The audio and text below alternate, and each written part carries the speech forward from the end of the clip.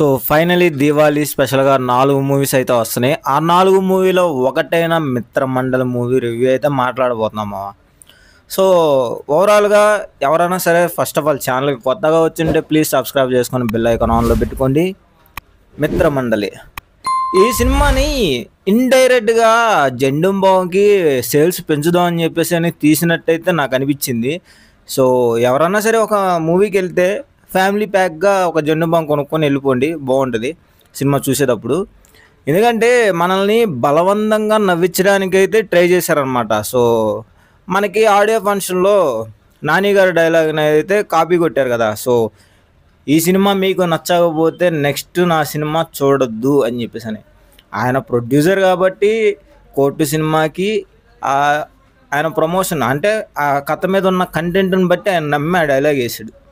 So మీకేం rights ఉన్నాయి next movie చూడొద్దని చెప్పటానికి? మీరు అందులో ఓన్లీ యాక్టింగ్ చేస్తున్నారు. మీ కాంట్రాక్ట్ ఓన్లీ యాక్టింగ్ వరకే.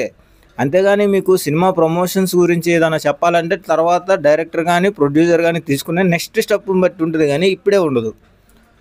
సో ఏదైతే అయింది కానీ నెక్స్ట్ సినిమా అయితే చూసేందుకు అవకాశం లేదు. ఎందుకంటే ఈ సినిమా అంత వరస్ట్‌గా ఉంది కాబట్టి. సో హీరోయిన్‌కి మ్యారేజ్ అనేది సెట్ అవుతుంది.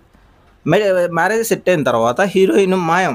సో మాయమైన తర్వాత వాళ్ళ ఫ్రెండ్స్ ఎలా స్ట్రగుల్ అయ్యారు, ఏంటి అనేది మెయిన్ స్టోరీ అయితే ఉంటుంది. సో మనకి ఆ కామెడీ వెళ్ళిపోతూ ఉంటుంది మామ.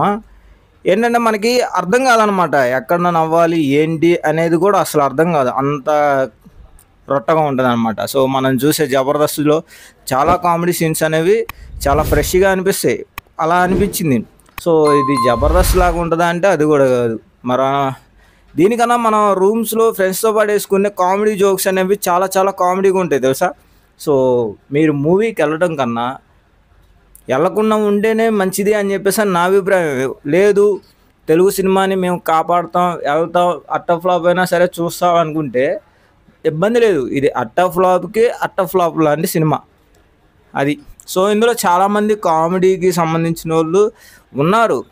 మన ప్రసాద్ బెహ్రా ఉన్నాడు, అందరూ చాలామంది. సత్య గారి కామెడీ మాత్రం ఒక 2 చోట్ల మాత్రం బాగుంటుంది.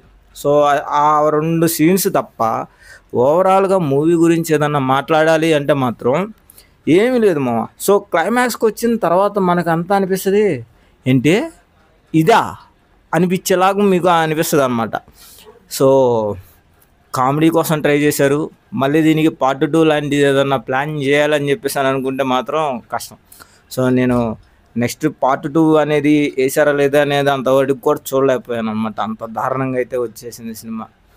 మధ్యలో ఇంటర్వెల్లోనే వచ్చేద్దాం అని చెప్పేసి అని అనుకున్నా. పైపెచ్చు AAA మాల్లో చూశాను. మాల్లో టికెట్ ప్రైస్ వచ్చేసరికి ఆల్మోస్ట్ 300 దాకా ఉంది కాబట్టి కొంచెం ఫైనల్ దాకా చూద్దాం అని చెప్పేసి అని కూర్చొని చూడటం అయితే జరిగింది. అంతసేపు చూసినా కానీ థియేటర్లో ఎవరన్నా 'జెండుం బామ్' వస్తారా అని చెప్పేసి అని చూసా.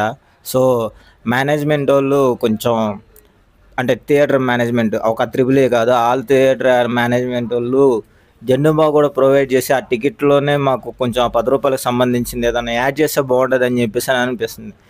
సో అలా నేను ఫస్ట్ టైం ఇలాగా థియేటర్లో బాగా వరస్ట్గా ఎక్స్పీరియన్స్ చేసిన మూవీ వచ్చేసరికి 'తుఫాన్', జింజర్ అనమాట. 'తుఫాన్' తెలిసే ఉంటుంది కదా.